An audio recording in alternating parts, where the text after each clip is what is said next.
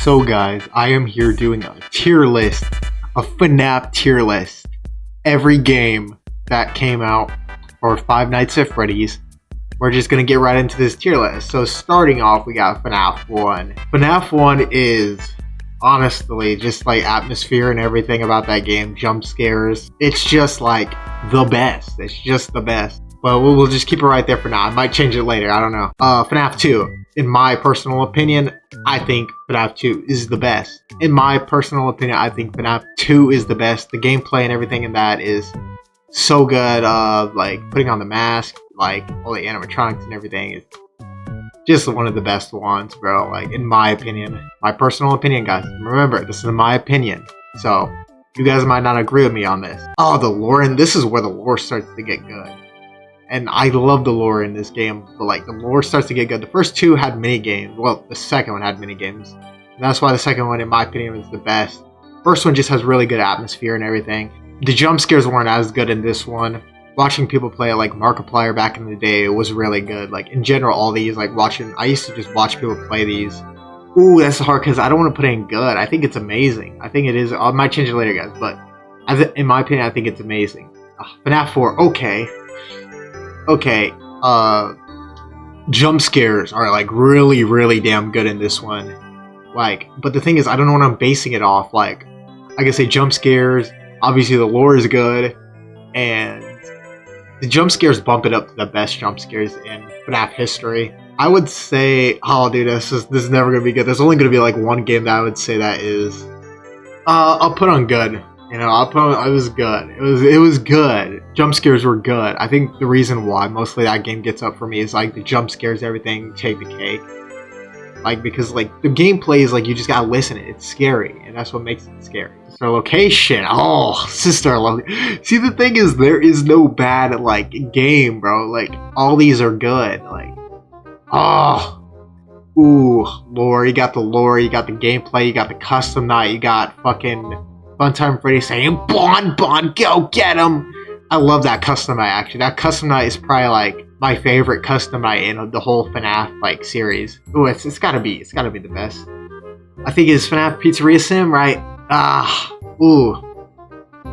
Like I said, lore cutscene at the end was really good. I think I'm just mostly basing off of lore, but gameplay, it was actually kind of like FNAF 4, so a little bit, which is good. It's not a bad thing, you know. I'll put Pizza Sim down there and then I'll actually do that. I think that's better because I want to give FNAF 4 the really good like rights because it is so good. It's so good, man. Like it's just so scary, and I think that's another factor is the game is scary. FNAF 3 had so much good lore in that, you know. Like FNAF 4 had the best jump scares. FNAF 2 just had like the best gameplay, and the mini games in that was just really good too. It made it so good. FNAF 1 had pride, the best atmosphere, and honestly some really good jump scares in that. And then Sister Location had like the best custom night and then the best story. My opinion, dude, honestly, the cutscenes only carry it for me, but my opinion, it's mid. It's just mid. It's a mid game, bro. It's really hard, difficult, and I will never be able to beat 2020. I tried. It's really too hard, man, for me. Shout out to Daco. He beat that shit, bro. Respects to him because he's so good at the game, bro. Like, when he beat it, bro, like, he took so much time to even beat that, though. It took him a long time to even beat that, though. Okay, help wanted. So this is the first thing I will say. I've never played this game, but I've seen people play it. Well, I guess I can say majority of these games I didn't really play at first. Well, I only played the mobile versions of these games because I didn't have a computer at the time. I played the rest of these old ones on mobile. Yeah, I was kind of going through people's series at the time because like I didn't have anything. I only had a phone. That was the only thing I could have played it on. I'll keep it in never played, but I'll keep it in never played. But what I would give it honestly, and I think it would be really good. And once I get a VR, guys, I'm definitely gonna go play this game when I can get a VR, if I can get a VR headset. But I'm just gonna put it in never played because technically, I've never played it. Here we go. Security breach. Security breach. Okay. Guys, I think we all know a security breach goes in. Trash. Honestly, it's just trash. But why? Why would you do that? Why would you do any of that? It's honestly just... It's just bad, honestly. It literally is just not good. No, I'm joking. I think I will say it is trash, right? Or bad, somewhere between these two. I definitely think for me what carried the game was, and that's why I kept trying to beat it, man. You know, and that's why I was raging and I was going through all this shit.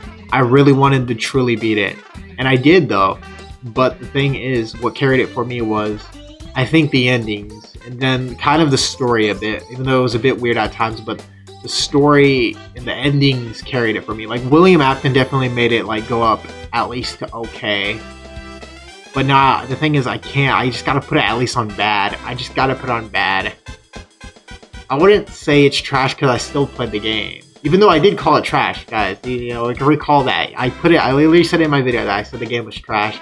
And that Scotch and Fire Steel, but you know, it's like, I feel like if the game didn't have bugs, if the game just had the really good open world where it was like, the animatronics, the AI could literally go around the whole Pizza Flex without having to teleport and shit, I definitely think it would be like mid-game or an okay game, somewhere around there. But since it doesn't have any of that in the patches, it didn't help at all. I think it's honestly like a bad game, honestly. I don't think it's a trash game, but I think it's a really bad game. But no, if this is my kind of like my tier list for what I think. Honestly, just for like just basically everything in the game. This is kind of like how I view it. But if we're going jump scares, trash, honestly, just bad. And FNAF 6 was like honestly good. FNAF 4 was up there. FNAF 2 is good. FNAF 3 is bad. Like those two. Those jump scares, yes. I still think maybe we'll put this like this. So this is like all just like the jump scares and stuff of the game where I would put it, honestly. I think, actually no, I would give Pizza Sim there and then those jump scares, and yeah. I don't know about, I don't think Ultimate Custom Night was too scary. But I don't really think Ultimate Custom Nights are scary either, honestly. I think they're worse than FNAF 3's, in my opinion. I'll put in, like, okay for FNAF 3, because I'll give it a credit, you know? So this is my tier list of just the jump scares and everything. So, okay, lore time. This is lore time. I think lore time, it goes... Oh yeah, and they do actually have FNAF AR. AR is like a mobile game, but I don't know why this tier list doesn't have it. But I don't think we should rate it. But it does have some lore in it, though. I think this has... lore. I think FNAF 2, not really any lore. Not really any. There is some lore, but it's like not really any lore. And I definitely think Ultimate Custom Night, Pizzeria Sim, FNAF 3, kind of, sort of. Some lore. It's like so much lore, and I think Sister Location have some lore, and Five Nights at Freddy's one has no lore. Security Breach has like some lore. There is a lot of lore though in Security Breach, but I don't know if it's so much lore or so. I'll just put some lore, and I don't think FNAF 2 has not really. And then FNAF 1, it does have lore, but like just like the basic like lore of like, oh. And you don't really know it in FNAF 1 when you first play it. You were not knowing that freaking kids were getting killed and shit, barely. Really, you just knew that the animatronics were possessed, but I'll keep it like this. I think that's good, honestly. I often do pretend, can't you see I'm broken down? I wish this were the end, but I continue, I